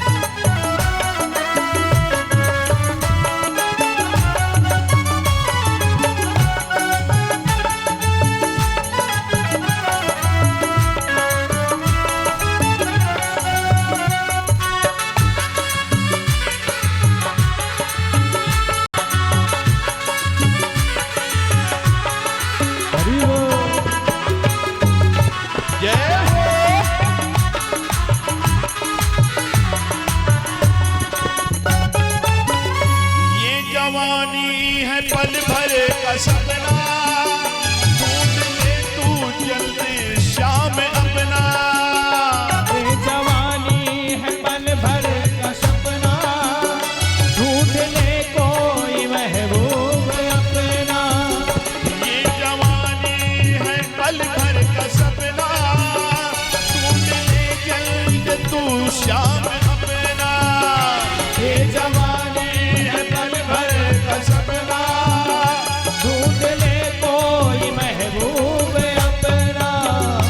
ये जवानी अगर ढल गई तो, ये जवानी अगर ढल गई तो उम्र भर हाथ मलना पड़ेगा, पड़ेगा उम्र भर हाथ मलना पड़ेगा। जिंदगी एक किराए का घर है, जिंदगी एक किराए का घर है। एक न एक दिन बदलना पड़ेगा, पड़ेगा एक न एक दिन बदलना पड़ेगा, पड़ेगा एक न एक दिन बदलना पड़ेगा, पड़ेगा एक न एक दिन बदलना पड़ेगा, पड़ेगा एक न एक दिन बदलना पड़ेगा, पड़ेगा एक न एक दिन बदलना पड़ेगा। बोलिए भक्त वत्सल भगवान की जय। गोकर्ण जी कहते हैं, पिताजी दुनिया में रह करके देख लिया कि आपको क्या प्राप्त हुआ। जरा कभी जीवन के कुछ पलों को भगवान का होकर के देखिए। और एक बात कहें, ये भगवान का होने का समय है। यहाँ हम धाम में बैठे हैं। मैं चाहता हूं ये जो 7 दिन आप जीवन का बिता रहे हैं, अन्यत्र कहीं मन और न भटके, सिर्फ मेरे परमात्मा के चरणों में लग जाए। शायद प्रभु की कृपा आपको प्राप्त हो जाए। घर बार छोड़ करके आए हैं भगवान की शरण में आने के लिए, तो बस केवल 7 दिन के लिए भगवान का होकर के देखा जाए। क्योंकि शास्त्रों ने कहा है कि अनन्य ममता विष्णु ममता प्रेम संगता। जो ममता, जो प्रेम, जो अनुराग आप अपने परिवार में जो फंसा करके रखे हैं ना, मेरा बेटा, मेरी बेटी, मेरी पति, मेरी पत्नी, मेरी वो, जो फंसा करके रखे हैं, जितना प्रेम आप अपने परिवार से करते हैं, वही प्रेम यदि परमात्मा से हो जाए तो ये जगत का झंझट ही समाप्त हो जाएगा। लेकिन दुनिया वालों से प्रेम कर सकते हैं प्यारे, लेकिन ये जीवन का हमारा दुर्भाग्य है कि परमात्मा से कभी प्रेम नहीं हुआ। जिस दिन ये प्रेम हो जाएगा, और वृंदावन लाने का एक ही मन रहा मेरा कि आपको मेरे बांके बिहारी से प्रेम हो जाए। मात्र एक कारण था कि आप सब उससे जुड़ जाएं, इसीलिए हमने महाराज ये कथा चलाई। शुरू से उद्देश्य रहा। जब शुरू बार हमने कथा करी तो कई लोगों ने प्रश्न भी किया, मामा जी कि आप करते क्यों हैं यहाँ। हमने कहा देखो, हम जिस चीज से जुड़े हुए हैं, जिस परमात्मा के चरणों से जुड़े हुए हैं, और हमसे जो जुड़े हुए हैं, मेरी मन में यही प्रबल इच्छा थी कि जो हमसे जुड़े हुए हैं वो भी मेरे परमात्मा से जुड़ जाएं, वो भी परमात्मा से जुड़ जाएं। यही एक कथा का सार था। फिर हमने उद्देश्य बनाया कि हर साल एक कथा तीर्थ में होनी चाहिए, जिसका लाभ सबको प्राप्त हो। हम तो अकेले आ ही रहे थे, लेकिन अच्छा है कि यदि भगवान की कृपा से आप सब आ रहे हैं तो आपके जीवन का कुछ अंश तो मुझे जरूर प्राप्त होगा, और वो यदि मुझे प्राप्त हो गया तो आपके साथ साथ में मेरा भी कभी न कभी कल्याण हो ही जाएगा। इसी आशा के साथ में मैं बैठे रहता हूँ कि महाराज आपके माध्यम से कुछ मुझे मिल जाए। हाँ, यही भाव रहता है मामा जी। और इसी कारण हमने कभी विचार नहीं किया कि लोग क्या कहते हैं, और जब भी आते कुछ न कुछ त्रुटि हो जाते, कई लोग सुनाते भी हैं। कल ही मैं रमेश से चर्चा कर रहा था कि बोले रमेश भैया, दुनिया वाले जो बोलते हैं बोलने दीजिए, हम किसी का चोरी तो नहीं कर रहे, किसी का अनर्थ तो नहीं कर रहे। हम आपको लेकर के आए हैं, इसका मात्र एक उद्देश्य है कि हमारे साथ साथ आपका कल्याण हो जाए, और यदि होता है तो अच्छी बात है। और इसमें यदि सुनने को भी मिले, कोई मुझे बुरा भला कहे तो मैं सुनने के लिए तैयार हूं। मुझे कोई फर्क नहीं पड़ता कि जमाना क्या कहता है और क्या कहेगा। ये यदि मैं सुनने लग जाऊं तो महाराज मेरी जो यात्रा है ना वो रुक जाएगी। और आपको सुन करके खुशी होगी कि जो हर साल में हम एक तीर्थ किया करते थे, अब एक साल में 2 तीर्थ यात्रा की महाराज योजना बन चुकी है। हाँ, 2 तीर्थ यात्रा में। अभी आप आने वाले समय मार्च में द्वारिकाधीश की यात्रा करेंगे। यदि आप हमसे जुड़ना चाहते हैं तो कथा की जो लास्ट डेट रहेगा उस दिन आप आकर के हमारे भांचा हेमंत दुबे से आप संपर्क करेंगे और आप अपना मोबाइल नंबर देंगे। जो जाने के इच्छुक होंगे, कोई जोर जबरदस्ती नहीं है। मार्च के महीने पर यात्रा रखी गई है और फिर ये यात्रा इस साल के लिए तो ब्रेक होगी, लेकिन जैसे ही पितृपक्ष आएगी, गया जी में एक कथा आप श्रवण करेंगे। पितृ मोक्षार्थ ये कथा गया जी में भी होगी और फिर इसी समय में लगभग फिर हमारी दूसरी कथा हरिद्वार के महाराज पावन तीर्थ पर होगा। योजना है मन का, अब बांके बिहारी पूरा कर रहे हैं धीरे धीरे। जो मन में बनते जा रहा है भगवान पूरा करते जा रहे हैं। और हमारा उद्देश्य है कि ज्यादा से ज्यादा लोग इस पर जुड़े और उस पवित्र तीर्थ का जाकर के लाभ लीजिए। यही उद्देश्य है। जो प्रेम आप दुनिया से कर रहे हैं वही प्रेम, वही अनुराग यदि भगवान से थोड़ा हो जाए ना बाबूजी, तो कहीं भटकना नहीं पड़ेगा। दुनिया का जो बेटा है हो सकता है एक बार धोखा दे दे, लेकिन मेरे भगवान रूपी जो बेटे हैं, जो मेरा परमात्मा है, अगर उसकी शरण में कोई जीव चला जाए तो जीवन में कभी वो धोखा देने वाला नहीं है। वो तो सबको अपनाने वाले हैं। अरे मेरे जैसे को जब अपनाने को तैयार है तो क्या आपको नहीं होंगे? मैं तो कुछ नहीं हूं आपके सामने में, आप जितना करते हैं। यही बात गोकर्ण जी ने पिताजी को समझाया। आत्मसंतुष्टि हुई पिताजी को इन बातों से। रात्रि को घर का त्याग कर दिए, भागवत के 10वें स्कंद का पाठ करना आरंभ कर दिया और पाठ करते करते भगवान के धाम गए। धुंधकारी को लगा कि अच्छा हुआ पिताजी चले गए, रोज मना करते थे ये मत खा वो मत पी, अच्छा हुआ छुटकारा मिला। घर में मां को कहते तिजोरी की चाबी, मां ने मना किया तो मां को पीटने लगा। ये मां को बड़ी पीड़ा हुई कि मेरे बेटे ने मुझे मारा। आंगन में छोटा कुआं था, जाकर के कूद गई महाराज, आत्महत्या करके मर गई। गोकर्ण जी विचार करने लगे, पहले मां, पहले पिताजी, फिर मैया, तीसरा नंबर तो लगता है मेरा ही है। दुष्ट के संग में रहूं, मुझे मरना पड़ेगा। इससे अच्छा है कि तीर्थ यात्रा किया जाए।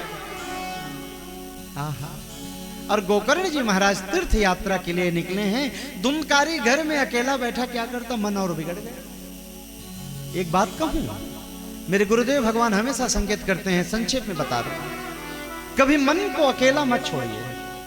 ये जो जीवा है अकेला मत छोड़िए। ये नेत्र है जो अकेला मत छोड़िए। अगर अकेला छोड़ दिए तो कहीं ना कहीं गलत रास्ते पर जाएंगे, याद रखिएगा। इनको थोड़ा व्यस्त रखिए। कैसे? मन को लगा करके रखिए प्रभु के चरणों पर, नेत्र को लगा करके रखिए मेरे प्रभु के दर्शन के लिए, इन हाथों को लगा करके रखिए मेरे प्रभु के चरणों की सेवा करने के लिए। ये जब व्यस्त रहेंगे तो महाराज ये मन जो आपकी इंद्रिय हैं ये कहीं भटकना बंद कर देंगे और धीरे धीरे आपका मन एकाग्र होगा और फिर वो प्रभु चरणों में लगने लग जाएगा। इसलिए इसे छोड़ने का प्रयास मत करिए। धुंधकारी ने छोड़ दिया, गणिकाओं ने आकर के आसन जमा लिया, वेश्याओं को लेकर के आए, रमण करने लगा महाराज। एक दिन बहुत सारा धन लेकर के आया धुंधकारी। गणिकाओं ने कहा इतना सारा? बोले राजा के घर में आज मैंने चोरी की है। गणिकाओं ने विचार किया ये तो मरने वाला है, हमें भी मारेंगे। ऐसे करते हैं इसे खत्म कर दिया जाए। और याद रखिए प्यारे, ये गणिकाएं ही हमारे जीवन को समाप्त कर देती हैं। ये गणिकाएं कौन हैं? क्या आपके और हमारे जीवन में ये नहीं है? हैं, बस दिखाई नहीं देते। शब्द, स्पर्श, रूप, रस और गंध, यही वो गणिकाएं हैं जो मनुष्य को बर्बाद कर देती हैं। इनके चक्कर में जो मनुष्य पड़ गया महाराज वो बचने वाला नहीं है, और इसी चक्कर में पड़ गया धुंधकारी। जाकर के गणिकाओं ने गले पर रस्सी बांधा, खींचा, प्राण नहीं निकला। क्यों? अतिशय पापी का प्राण जल्दी निकलता नहीं, छटपटाने लगा। गणिकाओं ने विचार किया मरता नहीं, क्या करें? बोले जलते हुए अंगार लाकर के मुंह में ठूस दिया गया। छटपटा छटपटा करके प्राण निकले।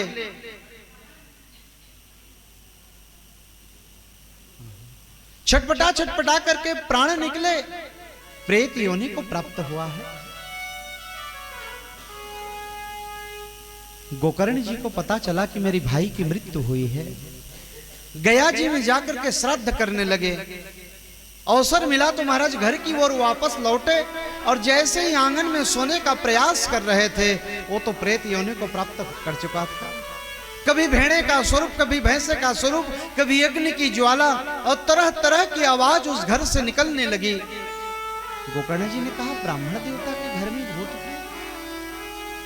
आवाज लगाने लगे, भैया कौन है और क्यों डरा रहे हैं हमें, और जो भी है सामने आ जाएं। तो एक हवा की स्वरूप आकर के खड़ी हो गई सामने। लेकिन प्रेत बोले तो बोले कैसे? तुलसी मिश्रित जल था साथ में। जैसे ही गोकर्ण जी ने सिंचन किया है महाराज, वाणी स्फुटित हो गई। अहम भ्राता त्वदीयोस्मि धुंधकारी नामतः स्वकीनैव दोषेण ब्रह्मत्वं नाशितं मया। भैया मैं कोई और नहीं, आपका पापी भाई धुंधकारी। गोकर्ण ने कहा तू? मैंने तो सुना कि तेरी मृत्यु हो गई, तो मैंने गया में श्राद्ध कर दिया, फिर तेरी मुक्ति? प्रेत कहता है भैया एक बात कहूं, मुझ जैसे महाप्रेत के लिए एक गया श्राद्ध क्या 100 गया श्राद्ध कर दोगे, मेरी मुक्ति होने वाली नहीं है। क्यों? बोले स्वकीनैव दोषेण ब्रह्मत्वं नाशितं मया। बोले बाबा मैंने ऐसा दुष्कर्म किया है, ऐसा पाप कर दिया है कि 100 गया श्राद्ध कर दोगे मेरी मुक्ति नहीं होगी। बोले ऐसा तूने क्या कर दिया रे? तो प्रेत रोने लगा। कहते हैं भैया मैंने उस जन्म देने वाली मां पर हाथ उठा दिया, मैंने जन्म देने वाली मां को कष्ट दिया। और जितने भी श्रोता श्रवण कर रहे हैं ध्यान से सुनिए, आपकी वजह से यदि आपके माता पिता की आंखों पर एक बूंद भी आंसू आ गया, जीवन में कभी सुखी नहीं हो सकते, ना ही कोई परमात्मा तुम्हें बचा सकता है। याद रखिएगा मेरी बातों को, क्योंकि मां एक ऐसी चीज है जो दुनिया में दोबारा तुमको प्राप्त नहीं हो सकती। हर चीज प्राप्त कर सकते हैं लेकिन मां। किसी कहने वाले ने तो यहां तक कह दिया है कि जिसको देखो वो सजा देता है, जिसको देखो वो सजा देता है, दोस्त बन करके दगा देता है। एक मां का दिल है दुनिया में जो मुफ्त में महाराज दुआ देता है। मुफ्त में दुआ देने वाली कोई है तो है हमारी मां। हमारी मां के मुंह से केवल दुआ निकलती है अपने बच्चे के लिए। और बताइए उस मां बाप को आपके कारण यदि पीड़ा हुई तो दुनिया के कौन से देवी देवता आपको माफ करेगा? कभी नहीं। निवेदन है आपसे, आपके मां बाप यदि हैं तो मंदिर बाद में जाना, लेकिन माता पिता के चरणों में प्रणाम पहले करना। तीर्थ बाद में जाना, लेकिन माता पिता के चरणों का प्रणाम जरूर करना, क्योंकि शास्त्रों ने कहा है कि सर्व तीर्थमयी माता सर्वदेव पिता भया।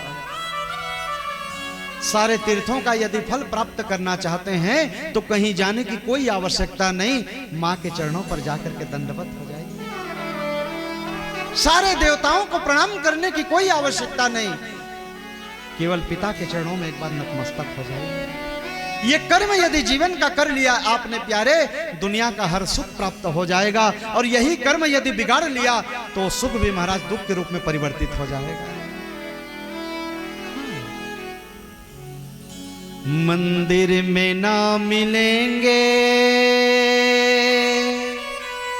गुरुद्वारे ना मिलेंगे, मंदिर में ना मिलेंगे, गुरुद्वारे ना मिलेंगे,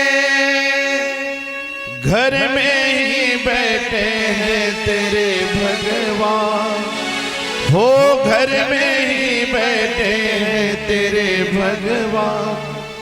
कर ले माँ को प्रणाम, अपने पिता को प्रणाम, कर ले माँ को प्रणाम, अपने पिता को प्रणाम। जीवन में यदि माँ बाप हैं तो उनकी सेवा से बढ़कर के जगत में और कोई पुण्य नहीं हो सकता प्यारे। और आपके कारण यदि वो दुखी हैं तो क्षमा करिएगा। आप लाख तीर्थ भ्रमण करिए, लाख पुराण सुनिए, लाख देवी देवता को मनाइए, कोई मानने वाला नहीं है। हाथ जोड़ करके प्रार्थना है, यदि माँ बाप हैं तो सबसे पहले पूजा माँ बाप की, और यदि वो सुखी हैं तो आपके घर में कभी पितृ दोष लगेगा नहीं, याद रखिएगा। और उन्हीं को यदि दुखी कर लिया तो फिर वहीं से आरंभ होगा। जाकर के महाराज धुंधकारी ने कहा कि भैया ये दोष मुझे लगा हुआ है जिसके कारण मेरी मुक्ति नहीं हो रही है। आप तो इतने बड़े विद्वान हैं तो मेरे लिए मुक्ति का उपाय बताइए। जाकर के भगवान सूर्य नारायण से प्रश्न किया है गोकर्ण जी महाराज ने, हे भुवन भास्कर, मेरा भाई प्रेत योनि को प्राप्त हो चुका है तो उसकी मुक्ति के लिए आप कोई उपाय बताइए। तो भगवान सूर्य नारायण ने कहा, हे गोकर्ण, केवल उसे साप्ताहिक भागवत की कथा आप उसे श्रवण करा दीजिए, निश्चित रूप से उसकी मुक्ति तय हो जाएगी। और जाकर के ये बात सुनी गोकर्ण जी ने, ब्राह्मण देवता हैं, विद्वान हैं, व्यास मंच पर बैठे हैं, परिवार वालों को श्रोता बना लिया और महाराज एक आसन, एक चटाई धुंधकारी के लिए रखा कि हे भाई, हे प्रेत, आकर के आप यहाँ पर विराजमान होइए, कथा श्रवण करिए। कथा आरंभ हुई है तो महाराज धुंधकारी को बैठने का स्थान नहीं मिला। अब हवा का स्वरूप प्रेत, हवा इधर से बहे तो उधर, उधर से बहे तो उधर, और कथा का नियम है एकाग्रचित होकर के बैठना। यदि जो बार बार उठेगा बैठेगा उसको कथा का पूरा लाभ प्राप्त नहीं हो सकता। ये भागवत का नियम है। विचार किया कि महाराज मुझे कथा का लाभ तो नहीं मिलेगा, ऐसे में कहां टिकूं मैं। तो बांस दिखाई दिया तो बांस में जो छिद्र है उसमें जाकर के आसन जमाई। पहले दिवस की कथा सुनी ना तो प्रथम ग्रंथि फटी, दूसरे दिवस की कथा सुनी तो दूसरी गांठ फटी। ऐसे करते करते सप्त ग्रंथियों का भेदन हुआ। और एक बात कहें, मनुष्य के जीवन में 7 गांठ है। यदि एक एक दिन की कथा में एक एक गांठ फटने लगे ना तो समझ लेना कि महाराज हमारी मुक्ति निश्चित हो रही है। ये 7 गांठ क्या है? राग, द्वेष, अस्मिता, अभिमान, अग्निवेश, ऐसे 7 गांठ बताए शास्त्रों में। यही एक एक करके यदि छूटते चला जाए तो समझ लेना भागवत का फल हमें प्राप्त हो रहा है। और ये जब तक नहीं गया तो 1 या 1000 कथा सुन लीजिए, कोई लाभ मिलने वाला नहीं है। सप्त ग्रंथियों का भेदन हुआ। आकाश मार्ग से विमान आया है। विमान पर जब आई तो महाराज प्रेत योनि से मुक्ति पाकर के धवल देह को प्राप्त किया है, दिव्य देह को, और आकर के व्यास मंच के सामने खड़ा हो गया। धन्य धन्य भागवती वार्ता, प्रेत पीड़ा विनाशिनी। हे भैया, आपके चरणों में मेरा प्रणाम है और धन्य है आपकी भागवत को जो प्रेत पीड़ा विनाशिनी है, जो प्रेत की भी मुक्ति करा देती है। भैया मेरे जाने का समय हो चुका। जाकर के विमान पर बैठ रहे थे, गोकर्ण जी ने कहा, पार्षदों, कथा तो हम सबने सुनी भैया, लेकिन केवल विमान धुंधकारी के लिए यह बात समझ में नहीं आई। पार्षदों ने कहा, बोले भैया, कथा श्रवण के भेद में फल में भेद हो गया। जिस भाव से धुंधकारी ने सुनी उस भाव से और किसी ने नहीं सुना, इसी का इसका भेद है। बोले कहने का मतलब अब मैंने शुरू में नहीं कहा, कथा तो सब सुन रहे हैं, बैठे हैं, तन से बैठे दिखाई दे रहे हैं, मन बैठेगा तब तो। और जिनका मन बैठा है उसको निश्चित रूप से फल मिलेगा, जिसका तन बैठा है उसका कोई गारंटी नहीं है, ये तो भगवान जाने। हाँ? तो महाराज जिस भाव से उन्होंने सुने, क्योंकि देखिए श्रोता भी ना बड़े विचित्र होते हैं। कई लोगों तो जैनंद भैया को देखने आ जाते हैं, उसका बाल अच्छा है। हाँ, कई लोग कहते हैं कि महाराज उसके भजन अच्छा है, वो सुना देता तो अच्छा रहता। कई लोग कहते हैं महाराज जी भी थोड़ा थोड़ा बीच बीच में कभी कभी अच्छा बोल लेते हैं। हाँ, भाव है। तो कोई क्या देख रहा है, कोई क्या सुन रहा है, कोई देख, सबका अलग अलग भाव है। अब वो बात कहूंगा तो ज्यादा हो जाएगी। श्रोता और सरोता, इसको तो बोलना नहीं पड़ेगा, मुझे बोलना नहीं पड़ेगा, यहां तो सभी श्रोता हैं।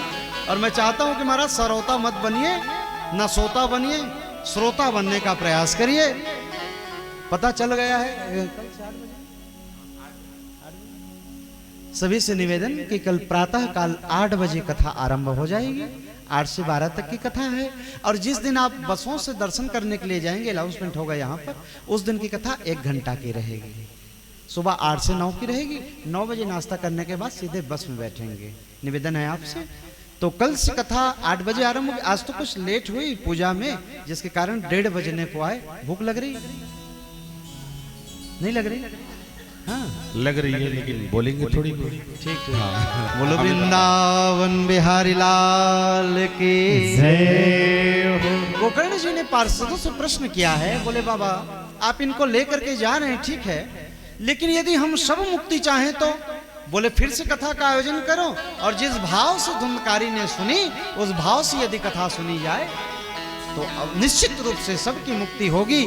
पुनः महाराज भादों के महीने पर यह कथा हुई और सबके लिए विमान आया। आप चाहते हैं कि हमारे लिए भी विमान आए, तो एक ही चीज कहूंगा, विमान सोने का रथ बन करके यहाँ पर नहीं आएगा। विमान का अर्थ हमारे गुरुदेव भगवान कहते हैं कि बिगता माना शयपि विमान। कथा को सुन करके जिस दिन आपके शरीर से अभिमान चला जाएगा, समझ लेना विमान आ गया। बोलो वृंदावन बिहारी लाल की जय हो। यहाँ जब धाम पर आए हैं ना, कोई वीआईपी नहीं, कोई वीवीआईपी नहीं, हाँ?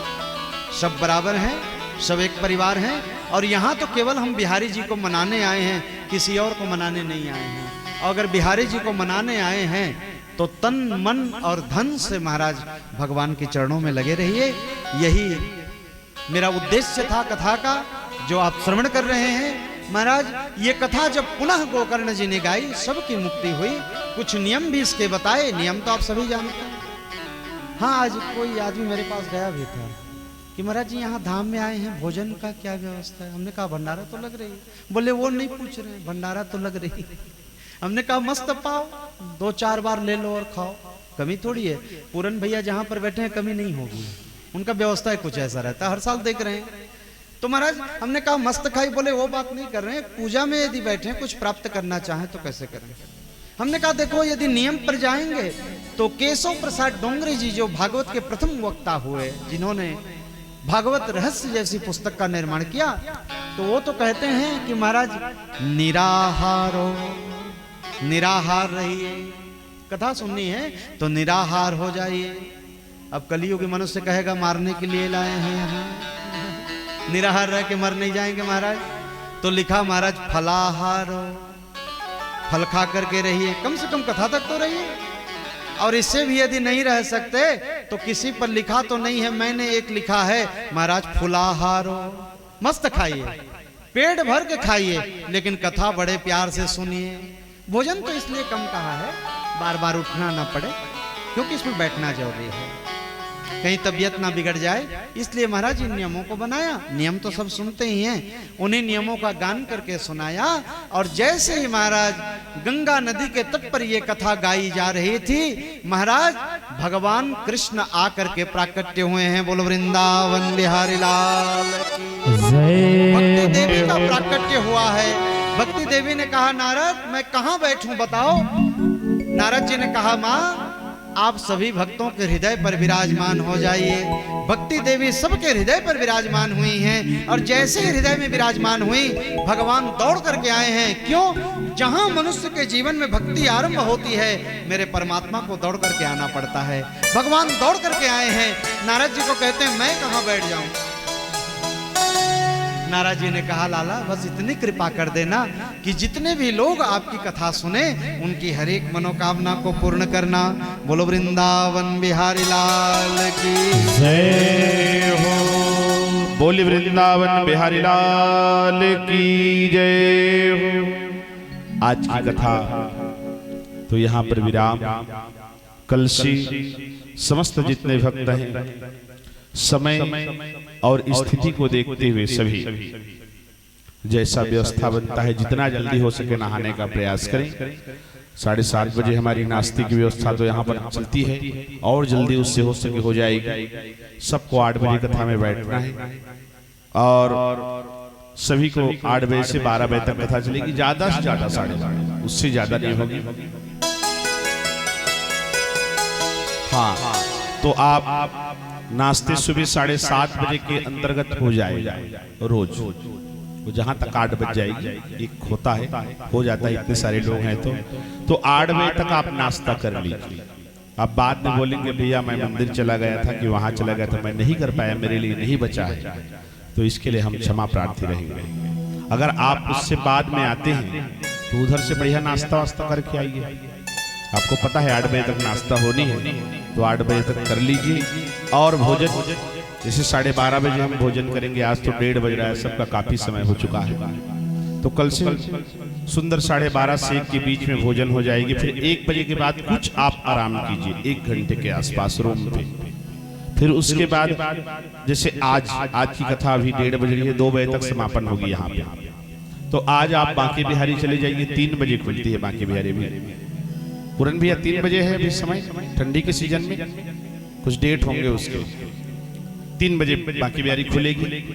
जस्ट उसकी थोड़ी सी दूरी पर आधे किलोमीटर पर आपको निधिवन मिलेगा जहां पर भगवान रासलीला के लिए वो आपको दर्शन मिल जाएंगे। उसके आधे किलोमीटर से और कम पे रंगनाथ जी का मंदिर मिलेगा आपको, वहां दर्शन करके आइए। फिर और आपके पास समय है तो वहां से ऑटो कर लीजिए, 10 रुपए में आपको कात्यायनी मंदिर का दर्शन हो जाएगा, जहां पर गोपियों ने भगवान से प्रार्थना किया था हमें पति रूप में कृष्णचंद्र मिले, वो कात्यायनी जी दुर्गा माँ की मंदिर मिलेगी। फिर वहां से 10 रुपए की यात्रा में आपको गोपेश्वर महादेव जी का दर्शन हो जाएगा। संध्याकालीन आरती में आप यमुना आरती सुंदर करना चाहते हैं, दर्शन करना चाहते हैं तो यमुना घाट चले जाइए, वहां बड़ी पावन आरती 10 रुपए में ऑटो पहुंचा देती है। फिर आप बड़े प्यार से घूमते फिरते 8 बजे तक आप यहाँ पर आइए। 8 बजे यहाँ भोजन प्रारंभ हो जाएगा, है ना। तो 9 बजे तक जितने यात्री आप बाहर में घूम रहे हैं सबसे हमारा प्रार्थना रहेगा कि आप आ जाएं। जो भक्त नहीं देखे हैं, जिसके पास कोई ग्रुप नहीं है, वो हमसे आकर मिले, उनको हम घुमाएंगे। और जिनके पास ग्रुप है, जो देख चुके हैं, तो हमारे जैसे श्याम भाई हैं हमारे कारी छापर सकराली, सो एक ग्रुप को हमारे घुमाएंगे। हमारे सरपंच महोदय साराडी ग्रुप को घुमाएंगे। हमारे रमेश जी हैं मेरे मितान, वो एक ग्रुप को घुमाएंगे। तो ऐसे जैसे मेरे मामा जी हैं वो अपनी टोली को घुमाएंगे, उसी तरह से अपनी अपनी अपनी अपनी टोली बना करके सभी घूमेंगे। जो पैदल नहीं चल पाते ऑटो कर लीजिए, 10 रुपए में सब जगह पहुंचाते हैं, आने का 10 रुपए, जाने का 10 रुपए। यहाँ जो नहीं जाना चाहते कि भैया हम बांके बिहारी आज कर लिए हैं, तो यहाँ से ये गली द्वारकेश्वर आश्रम से पीछे से एक छोटी गली निकलती है जो आपको सीधा ये जो अपना है छठीकरा मार्ग, वो मेन रोड पर निकालेगा। वहां से आपको 1 किलोमीटर की दूरी पर इस्कॉन मंदिर मिलेगा, जहां आप जाकर दुनिया को भूल जाएंगे, उतना प्रेम वहां बरसता है। वहां से 1 किलोमीटर की दूरी पर आपको प्रेम मंदिर मिलेगा, और प्रेम मंदिर जाने के बाद आदमी स्वर्ग भूल जाता है, इतनी प्यारी जगह। फिर वहां से 2 किलोमीटर की 1 किलोमीटर की दूरी पर प्रियकांत जो देवकी नंदन ठाकुर जी की मंदिर है, वहां से 1 किलोमीटर दूरी पर वैष्णो देवी की मंदिर है। तो आप यहाँ दर्शन कर सकते हैं आज के लिए। तो ये जगह आप रोज जाइए इतनी जगहों पर। बाकी जो जगह है हम तो बस में लेकर जाएंगे, है ना, जो दूरी जगह है यहाँ से 50-60 किलोमीटर, आप वहाँ अपने पैसे से भी जाना चाहते हैं कि भैया हम बस में नहीं जा सकते, तो आप अपने पैसे ऑटो कर लीजिए, बस कर लीजिए, जो भी करना है 1500 रुपये लेते हैं। आपको गोकुल धाम, रमण रेती, वृंदावन, मथुरा, ये आपका गिरिराज, बरसाना, नंदगांव, सारी जगह पर आपको घुमा कर लाते हैं। एक एक एरिया बनता है उसका। तो हम चाहते हैं कि आप हमारे साथ बस में ही चलें। आपकी पैसे से ये कथा हो रहा है, आपके पैसे से वीडियो, ये जितने यूट्यूब लगी है, ये कैमरा चल रहा है, ये साउंड चल रही है, ये आश्रम लिया गया है, ये खाना बन रही है, सब आपकी है। हम सब बैठे हैं, सब आपके पैसे से बैठे हैं। तो ये सारा आपका श्रेय है, बस आपको मैनेजमेंट को बनाकर चलना है। ये कथा आपकी है, महाराज जी आपके हैं, हम सब आपके हैं। तो आप बड़े प्यार से रहिए, मस्त खाइए। बस एक निवेदन है, खाते हैं जो सामर्थ्यवान है, जिससे थाली धुल जाती है, वो थाली धोकर बड़े प्यार से रख दें। जो भोजन बचता है वो डस्टबिन में डाल दें, और जिनसे नहीं हो पाता है वो थाली छोड़ दें, हमारे व्यक्ति धोएंगे। और जो पुण्यात्मा और माताएं हैं, भैया हम आपके थाली भी धो सकते हैं, तो भी धो सकते हैं, उसमें कोई दिक्कत नहीं है। महाराज जी बार बार ये चीज कहते रहते हैं। तो आप सभी से बस यही प्रार्थना रहेगा, आज के लिए यही संदेश है। आइए हम मंगल आरती पे चलें, लेट काफी हो चुका है, भजन वजन नहीं हो पाएगा आज, कल होगी भजन, कल नाचेंगे, कल झूमेंगे। आज सीधी मंगल आरती, एक आरती करें, फिर सभी जाकर कतारबद्ध, जैसे भीड़ में जैसे बैठ जाते हैं वैसे नहीं बैठना है, लाइन के बाहर बैठ करके भोजन कीजिए बड़े प्यार से सभी। जय श्री राधे। हमारे एक दो बंदे आप लोगों से हमारे निवेदन है, जो कार्यकर्ता श्याम भाई जो कर सकते हो वो आपके लिए प्रसाद उपलब्ध रहेगी। आरती करें, सीधा प्रसाद लीजिए, आप वहां पर चले, पहले खा लीजिए और वहां पर थोड़ा सा हेल्प कीजिए हमारे माताओं का, बहनों का, बच्चों का, ठीक है। सबके लिए, सबको राधे राधे। खड़े हो जाइए, बड़ी पावन मंगल आरती पे चले सभी। जय श्री राधे, जय श्री श्याम, जय श्री राधे राधे। और आज का प्रसाद भूल गया मैं, इसके लिए क्षमा चाहता हूं। आज हमारे मोहित कुमार साहू जी का जन्म दिवस है, 1/11/91 उनका जन्म दिवस है। वो आए हैं क्या? नहीं आए हैं। उनके लिए बस यही भगवान से राधे राधे, वो हमेशा खुश रहें, मुस्कुराते रहें। जन्म दिवस की ढेर सारी बधाई। और श्रीमती यशोदा डिलेश्वर साहू जो रायगढ़ से हैं, आज प्रसाद की सेवा दिए हैं। एक बार जोरदार ताली बजा दीजिए उनके लिए। हाँ, अगर आप हैं ये यशोदा डिलेश्वर साहू जी, तो आरती के पश्चात, उससे पहले आप आशीर्वाद प्राप्त कर सकती हैं आप यहाँ।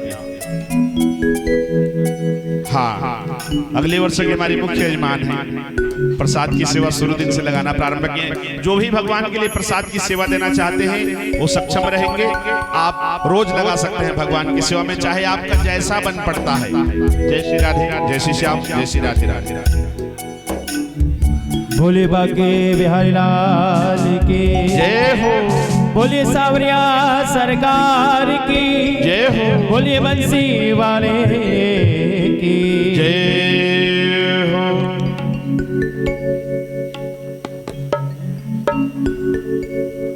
कर्पूर गौरम करुणावतारम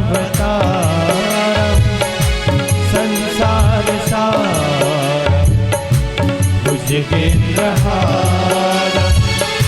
सदा वसन्तं हृदयारविन्दे सदा वसन्तं हृदयारविन्दे भवं भवानी सहितं नमामि। देवकी नंदन श्याम तेरी आरती गाए।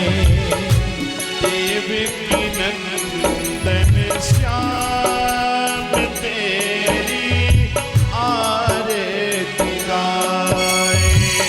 देवकी नंदन श्याम तेरी आरती गाए। देवकी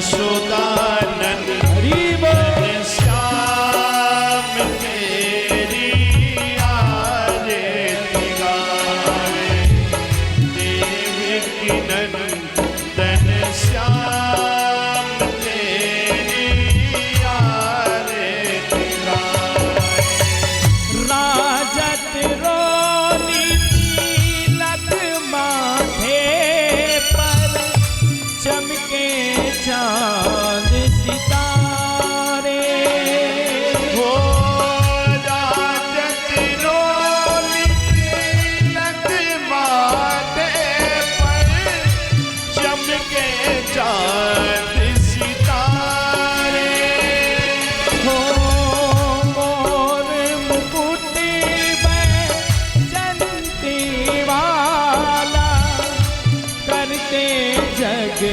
उजियारे हो मोर मुकुट में रंगती माला करते जग उजियारे हो मन से गाए तुझको रिझाए मन से गाए तुझको रिझाए और चरणों में शीश झुकाए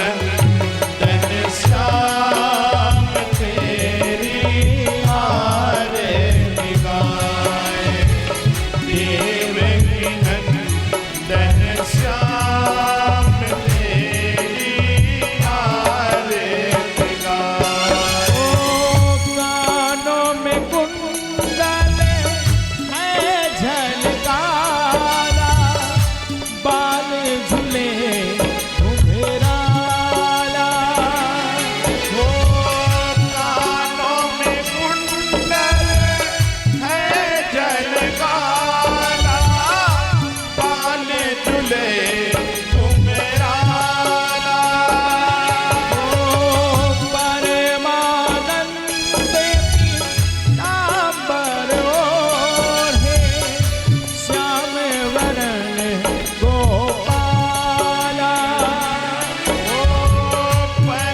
परमानंद पीतांबर ओढ़े श्याम बदन गोपाला हो फूल चढ़ाए दीप जलाए फूल चढ़ाए दीप जलाए ओ फूल चढ़ाए दीप जलाए फूल चढ़ाए दीप जलाए और चरणों में शीश झुकाए यशोदानंदन श्याम तेरी आरती गाए देवकी